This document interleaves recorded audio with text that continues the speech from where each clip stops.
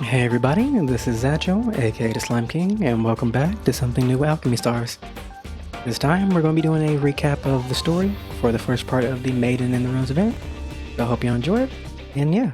So our story starts out with us chilling in the Colossus because we just got done with the Northland event. We're reading a book the Queen gave us and talking to Carlene about it when Vice walks up and lets us know she needs to check in back at home, so she's gonna head out. We then stop her and tell her, hey, that Chef Boyardee kinda do be hitting, so we might as well come with you. But then, before we can even go on our great adventure back home, we get a distress signal from some Illumina people in the Northland Mountains.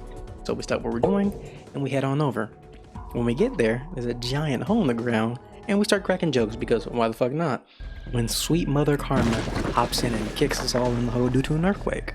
We then get up, look around, and walk around until we find ourselves crawling out of a manhole into the great underground city of no name. As we're walking around, we are immediately attacked by robots because we are out of uniform.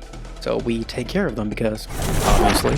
And then Shimon comes out of nowhere, out of the shadows like Batman, and tells us, follow me if you want to live. After we're in a nice, safe place, she throws clothes to us saying, hey, put these on. They won't attack you if you wear these. Sounds fucking sketchy, but we do it. And now we are all in female school uniforms, and yes, that includes us ourselves, the Navigator. We are rocking that hot Fashion Nova skirt. I am more of a kilt man myself, but I guess I will make an exception this one time since they make my legs look great. Back outside, we rendezvous with Florine and Erica, who both make fun of our stunning outfit. Don't see why they would do that, but hey. I guess their taste isn't as great as ours. But now since the robots are no longer attacking us, we now have to worry about the eclipse.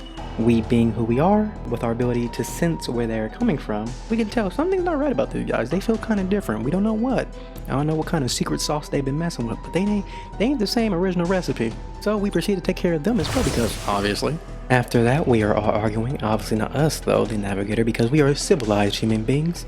No, Siobhan is upset because Florine wanted to destroy the technology, and Florine is upset because Siobhan wants to protect it and research it. So yeah, a very big conflict of interest. All while this is happening, we are being watched from the shadows by a fucking robot dog who is broadcasting our entire argument to two little girls. As soon as we decide that maybe working together might get us out of this sketchy situation, another earthquake hits which reactivates the broadcast, so we all follow it again. This time, it leads us to Valencia, and so we begin the interrogation. After a few minutes of talking, we find out that her father is the legendary explorer Seamus, and Gretel does not like the fact that her sister can communicate like an actual human being. So she slides in and says, these people are dangerous, we cannot be talking to them, they're here to hurt us. And I don't know if it's because of my fair complexion, or the fact that I'm the last one of my race, but all the things she said did not sound right to me. We are then again attacked by Eclipse, we take care of them, and before we can get back into the heat of our conversation, Butler then hops in and says there's more Eclipse on the way. Us being the person who can literally sense where they are coming from, says, no, I don't smell anything. That's when Gretel hops in and says, you know nothing. Ah yes, me, the boy who can sense the enemy, knows absolutely nothing about where they could be. So after we all escape from these invisible eclipse, we are now back on the surface away from the broadcast signal, conveniently, and we get back to talking to Valencia to figure out more about their current situation. In doing so, we find out that their mother is a noble from Lumopolis, and her name is Nimbus, which was more than likely an alias. Yet again, Gretel cannot take such civilized conversations, gets upset, and leaves.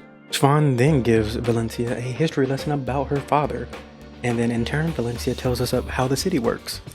Hearing this made Florine and Erica even more worried to see that robots can control a person's life to such an extent, delivering them food, washing their clothes for them, sounds like hell. While Siobhan and Vice just think this is great, this could help so many people. Obviously you can see that Florine and Erica are fucking crazy. After we ourselves learn that Valencia's father did not have to wear such interesting clothing by making a pact with Butler, we were on that shit so fast, and we had Valencia take us to him. Upon our arrival of meeting Butler, we learned that he is a self-learning AI, which is why he can talk so much like regular people.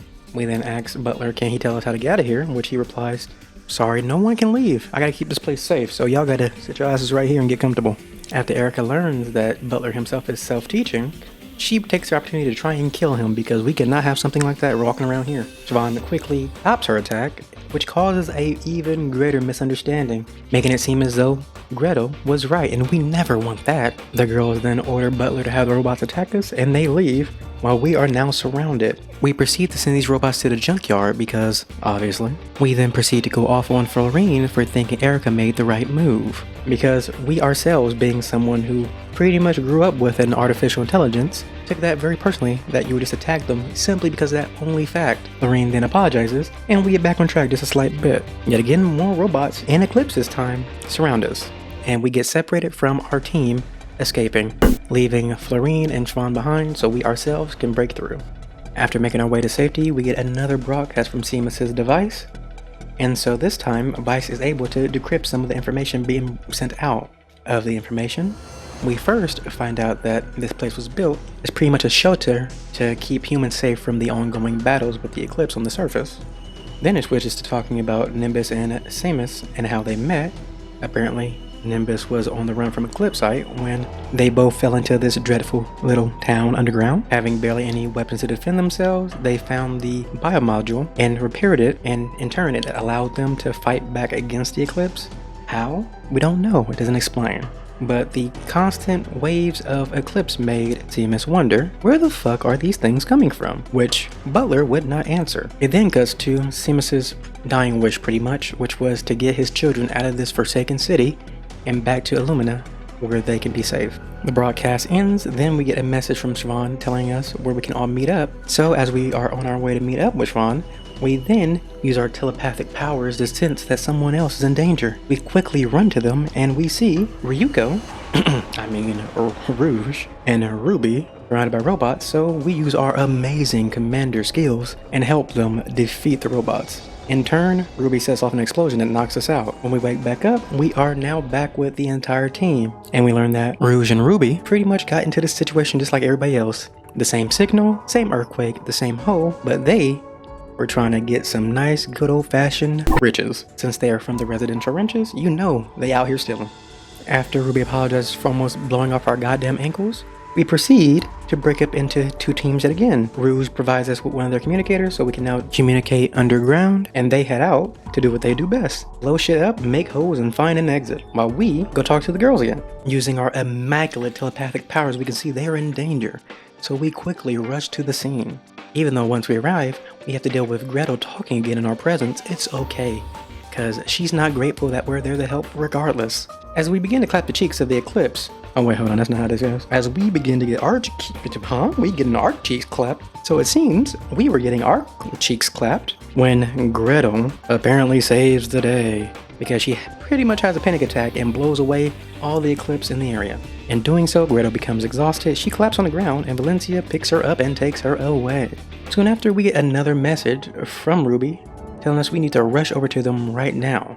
Thinking it's an emergency, we run right over, but it turns out they were just in trouble because the robots caught them stealing. After beating up some more droids, we then head to the source of the broadcast, which in this case is Seamus's room. Once we are in the room, we get to go through all his logs as well as Nimbus's diaries, which are both encrypted. So we have both Ice and Siobhan decoding Seamus's, while we have Florine decoding Nimbus's. All while we are doing this, that damn dog is looking at us again, and so the girls see us and they are on their way because they are not happy that we were doing what we were told. They would know this if they would just listen, but hey, it's at this point it is understandable.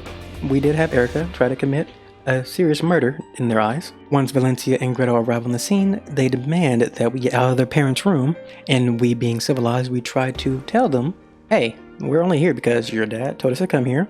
That's how we found this place, because of his broadcast. But they're like, what broadcast? So we give them the device. They have Butler scan it, but he finds nothing. So they then call us liars, but Vaughn, being the smart, intelligent, graceful, gorgeous woman she is, tells them, well, your father didn't trust Butler, so he probably hid it so he couldn't even be able to find it. With them not listening, they then order both the droids and the Eclipse to attack us. So now they are controlling the Eclipse, which seems even more sketchy. We then beat most of the robots in Eclipse, and an earthquake happens, so we take the opportunity to escape. In doing so, we split into two teams. We let Ruby, Rouge, Florine, and Erica go to the core of the city, while we wait up top out of the area we were just in for Valencia to come and find us. Once Valencia sees us, she demands we give back her father's stuff. We then again try to persuade her by telling her, if you just look at his notes, just look at what he left behind, you will clearly see that we are not lying. He even left you a note. But hearing all this, it went in one ear and out the other, and she got furious that we would even attempt to look at her father's stuff, and that we would try to look at the note he left for her. She did not like this, so she then tried to fight us. Little did she know, I am a commanding god. So it was a very short-lived fight, but Gretel, also being somewhat out of control, then commands that Butler have the eclipse and the robots attack us, which made everybody question what was actually going on. Because if they control the robots through Butler, and Butler can only control the things he makes, that means Butler was lying when Tron asked him, do you make the eclipse? So not only can the robot self-learn, but it can also lie. So that means it was possibly manipulating these girls. Now having to fight more eclipse and robots alongside Gretel, Valencia hops back into action to protect her sister, which is understandable. But we give her a few more slaps to knock some sense back into her, and now she's ready to cooperate fully. She then tells her sister to calm down, takes her away, looks at the logs, and understands that, man, these guys were not lying. I am in the wrong. While she's doing this, Gretel sneaks away with Butler to try and go confront the other half of our team that's by the core. As we now have Valencia's assistance, we start heading towards the core so we can get all this sorted out. But on our way there, the ground collapses and everything goes to black. And then